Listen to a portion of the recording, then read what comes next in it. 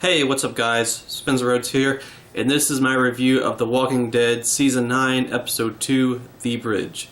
This is a late review. I've been meaning to do this for almost a couple of weeks. I've just been behind on things. I started a new job, working a lot of overtime, and I just haven't had too much time. But here's my review. Anyway, this was a really good episode. Shit, here. Yeah, it's probably a little distracting. This was a really good episode. I am shocked. I am just completely and utterly shocked because this is not episode 1 of a Walking Dead season. This is episode 2. This is not episode 1. I mean, the last few seasons, like the last 3 seasons, at least 7 and 8, 6 was pretty good overall. 7 and 8 were definitely mediocre. The people that say you don't even really need to watch every episode. You can just watch episode 1, episode 8, episode 16 and see what happens. And you don't even have to watch anything else. That's kind of accurate. I mean, there's so much filler. There's just so much crap. There's been so much crap in the last couple of seasons. So much bad writing. Just so much bullshit. And having a second great episode in a row is just mind-blowing. I've been saying in the past that I wanted to give Angela King a fair chance. Even if Andrew Lincoln is departing from the show, that's not her fault. I mean, you can't blame her. She can't force an actor to stay that wants to leave. So I wanted to give her a fair chance. I thought, people have been complaining about Scott Gimple a lot, including me. So there's this new person that's in charge of a lot of the writing, a lot of the creative decisions, who's going to bring the show in a new, refreshing direction. I mean, that's what I got from the Season 9 trailer. And yeah, I think Angela King is going to do great. I think this episode is an indication that The Walking Dead Season 9 might actually be a good season of The Walking Dead. The Walking Dead might actually be great again. Isn't that crazy? Isn't that fucking crazy? How long has it been since we've been able to say The Walking Dead is great? Like, this season is great. There's how long have you been able to say that 2 or 3 or 4 episodes in a row were just good all the way through? For me, it was like the first 3 episodes of season 5. Those first 3 were good. And then there was the crappy one of the hospital, so that broke that streak. But season 7 and 8, man, there were never 2 great episodes in a row. It was always 1 good one, then 2 filler ones, then 1 good one, 3 filler ones. But this episode was actually great. So let's just talk about what happens.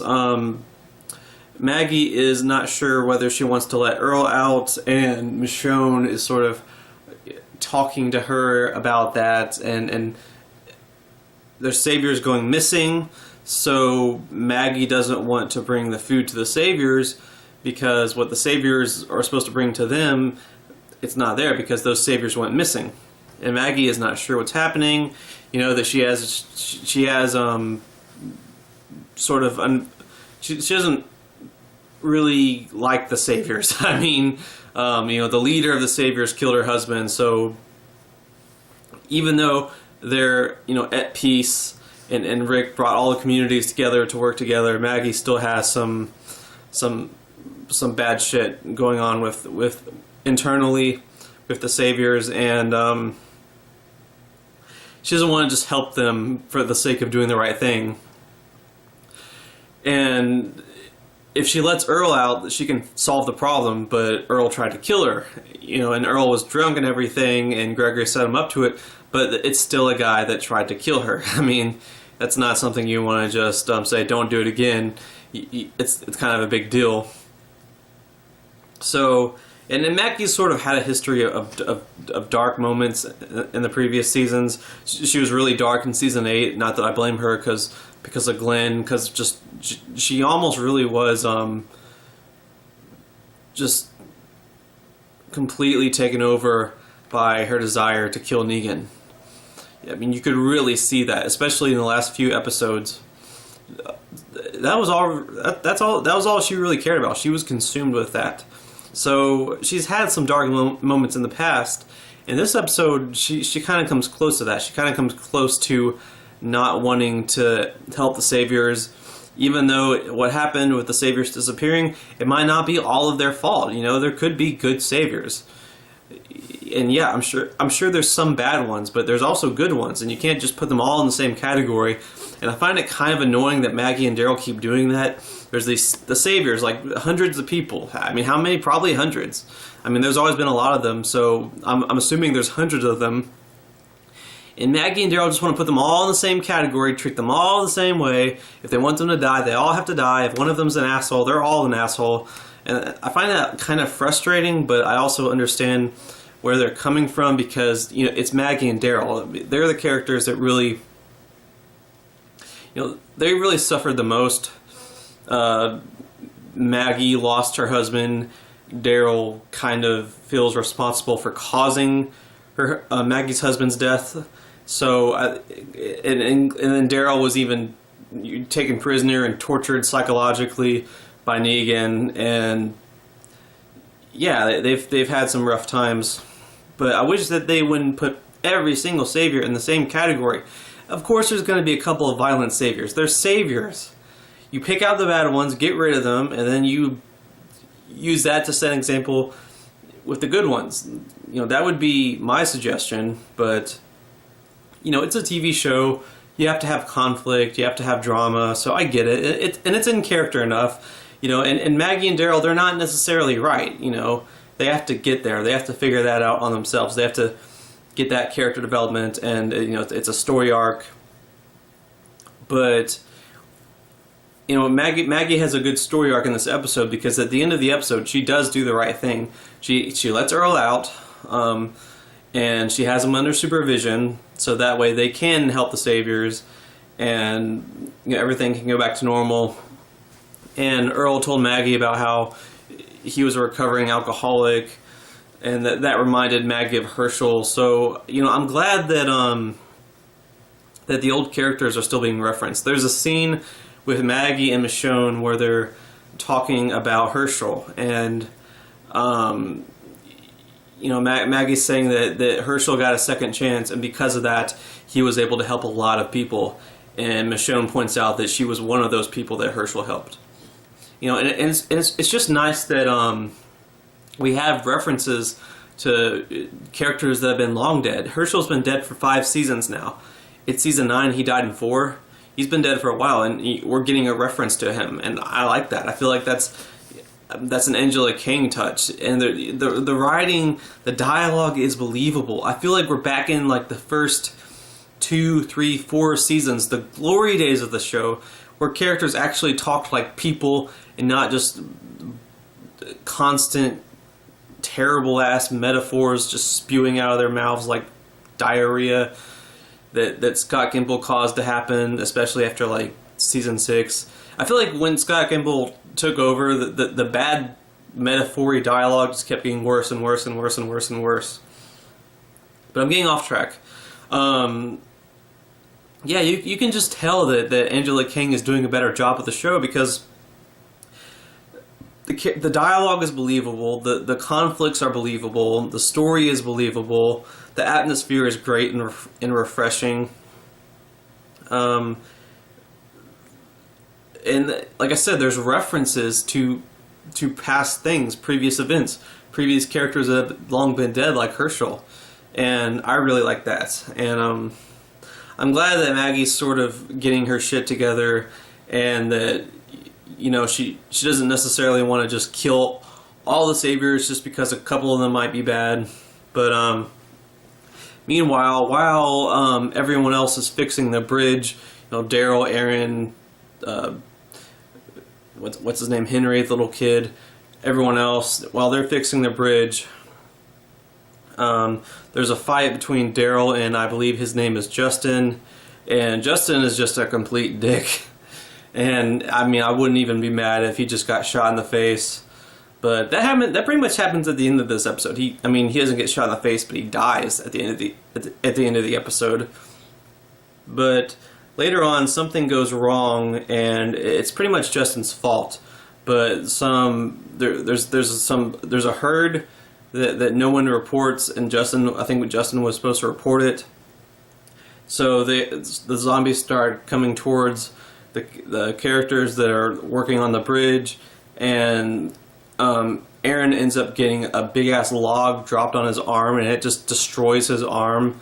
And that was another thing that I feel like Angela Kang did that, because that's not something that Scott Gimple would do. It just seemed real. It seemed like something that would really happen, an accident that would really happen in the zombie apocalypse with communities that don't want to work together.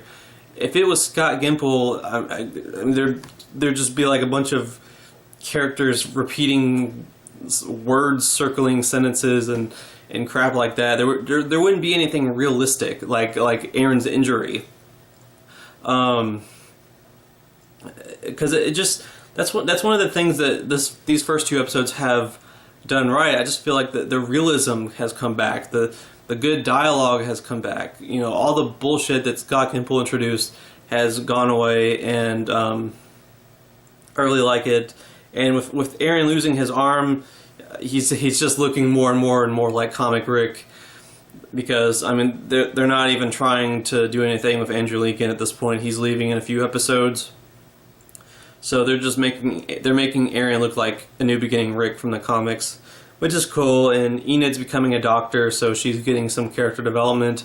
I'm still trying to figure out what are they going to do with her, because I always figured that she'd just be like I mean, she'd be an important character, but she'd probably be like Carl's love interest. You know, I feel like that's the reason she was created, and Carl died, and she's lived longer than him, and she's still alive. So I guess they're making her a doctor. Maybe she becomes friends with Lydia. Maybe that's her story. I mean, not lesbian friends or anything. I mean, I guess they could do that, but like if they're just friends, that's fine. Like that's cool. They don't have to do anything crazy. As long as they keep Enid relevant, then I'm cool with it. And someone should be more than another character's love interest. In season 5, 6, 7, I really just felt like that's all she was, Carl's love interest. So I'm glad that they're at least trying to give her something to do. And again, I feel like that's an Angela Kang thing. Like she just knows what she's doing every step of the way. She knows what to do with the characters. She knows what to do with the atmosphere, and just she's fixing everything. All the mistakes that the last few years have made, she's fixing them. So that's awesome.